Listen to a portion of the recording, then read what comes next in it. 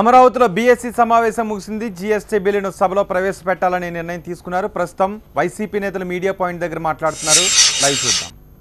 పండించిన పంటలన్నీ కూడా ప్రొడ్యూస్ అంతా కూడా ప్రభుత్వమే కొనాలా అని చెప్పి ఆలోచనకు మీరు మంగళం పాడినారు.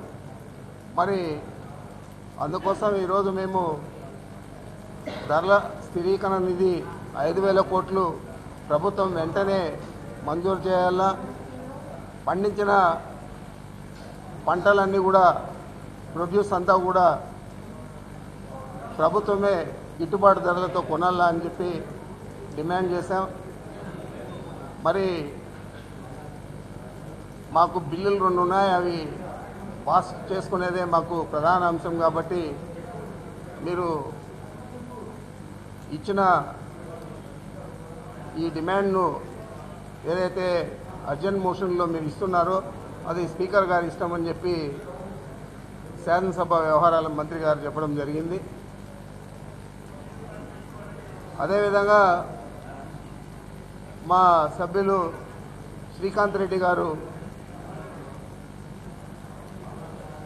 ఇంకా 2 రోజులైనా ఎక్స్టెండ్ చేసి ఈ జిఎస్టీ మీద డిస్కషన్ చేస్తే కూడా బాగుంటుంది, అందరికీ ఒక అవగాహన కలుగుతుంది రాష్ట్ర ప్రజలకు అని చెప్పి ఆయన అడిగిన పిమ్మట నిర్బంధంగా ఒక్కరోజే ఈ సమావేశం ఉంటుందని చెప్పి శాసనసభ వ్యవహారాల మంత్రి చెప్పడం చాలా దురదృష్టకరం.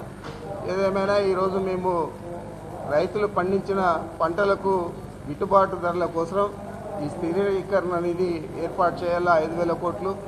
లేని పక్షంలో శాసనసభను స్టాల్ చేయాలని చెప్పి మేము నిర్ణయించాం. ఆ విధంగానే ఈరోజు శాసనసభలో వ్యవహరిస్తామని చెప్పి అర్జెంట్ మోషన్ కూడా దీని మీద ఇవ్వడం జరిగింది. మరి దాని మీద స్పీకర్ స్పందన చూసిన పిమ్మట మేము తప్పనిసరిగా స్టాల్ చేసేదానికి ప్రయత్నం చేస్తామని చెప్పి తెలియజేస్తూ ఉన్నాను. మాట్లాడుకో.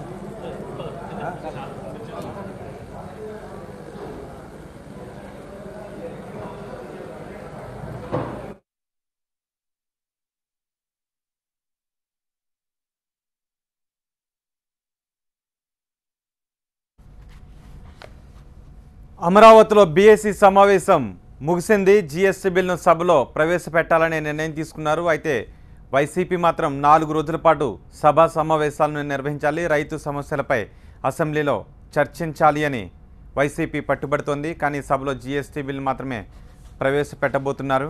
దీంతో సభలో గందరగోళం చెలరేగే అవకాశమే కనిపిస్తోంది.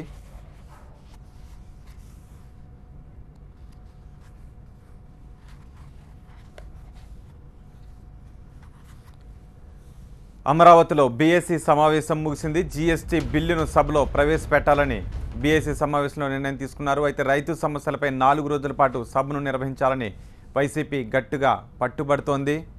దీంతో సభలో గందరగోళం చోటు చేసుకునే అవకాశమే కనిపిస్తోంది.